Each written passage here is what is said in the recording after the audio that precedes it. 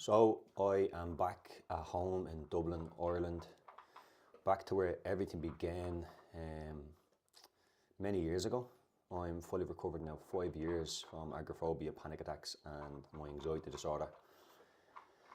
And being home is always a very special thing for me because I never knew that I could take my life to such heights to be able to go and live over in Paris and then come home to my family. I never thought that was, if you told me that, it's so unbelievable. It would have told me it's like winning the lotto.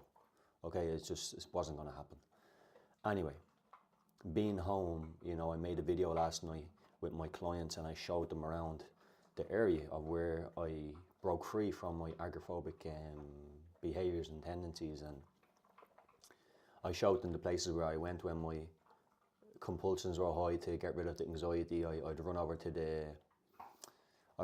the fire brigade station to seek reassurance because I thought I was having a heart attack. So I do that at crazy times, things like that. Just the compulsion, the need to, give ease to your brain and your nervous system to calm your anxiety down. You'll do anything. And that's what I want to talk about, compulsions and thoughts, okay?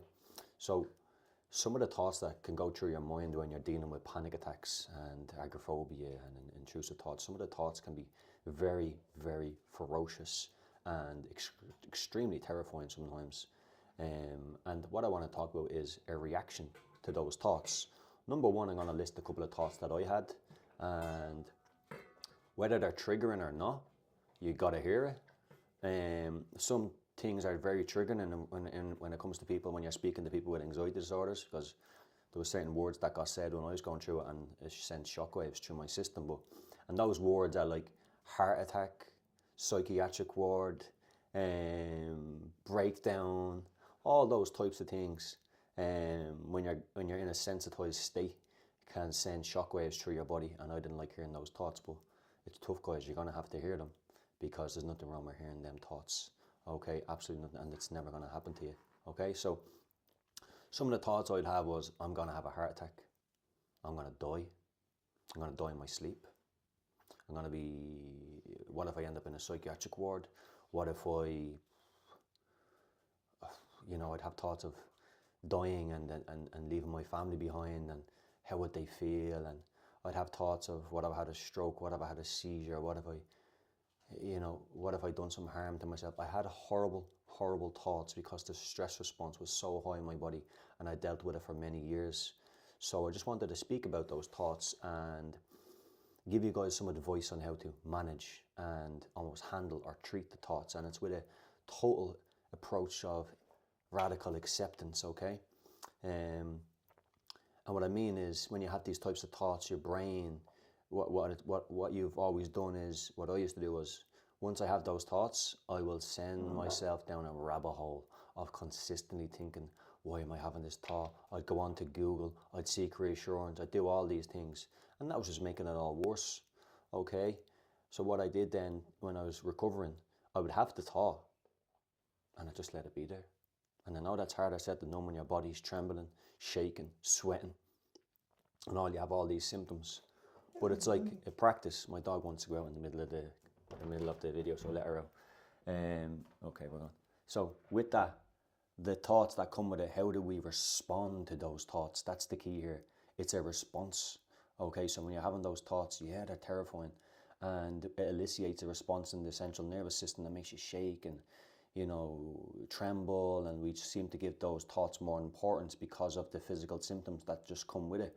And that's just a natural part of having those thoughts in a sensitized nervous system. That when you have those thoughts, it's going to elicit the central nervous system because you're sensitized at the moment. And that's why these thoughts seem to have more importance, and we give them more importance than what we really should. Because if we didn't have a burnt out central nervous system and we had those thoughts, it wouldn't mean anything to us, okay? So in regards to having those thoughts, if you are someone who's really deeply struggling with these types of thoughts, listen, it's okay. Your central nervous system, once it recovers, you will not react in the same way with these thoughts. So if you're having thoughts of, oh, what if I do harm to myself? What if I jump in front of that car? What if I go to sleep and I don't wake up? Or what if I have a heart attack? All those scary, intrusive thoughts, okay? They're not going to come true, okay? And you need to watch your reaction. How are you behaving when you have these thoughts? Are you so terrified by the thoughts that you have to seek reassurance by Googling it? Or, you know, you have to catch yourself and understand this is why these thoughts are here. They don't mean anything.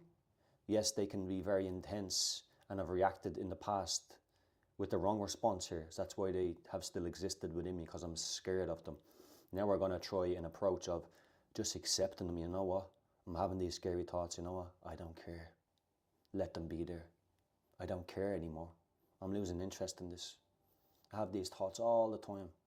I'm not giving them my reaction, because they feed off fear. They're feeding off your fear of them, okay? And when you stop to fear them, just like panic attacks, if you stop fearing, if you didn't fear panic attacks, you wouldn't have panic attacks. But because you fear all these symptoms that come with these thoughts, it's a vicious cycle, okay, of just pure fear and dread. So with these thoughts, they can be very, very scary. And I want you to know that I had them for a very long time, and they scared the living shit out of me, okay? And when I started to heal, I had an approach of, I don't care anymore. I don't care if I have the heart attack, so be it. Don't care if I end up in the psychiatric ward where I feared for so long, so be it.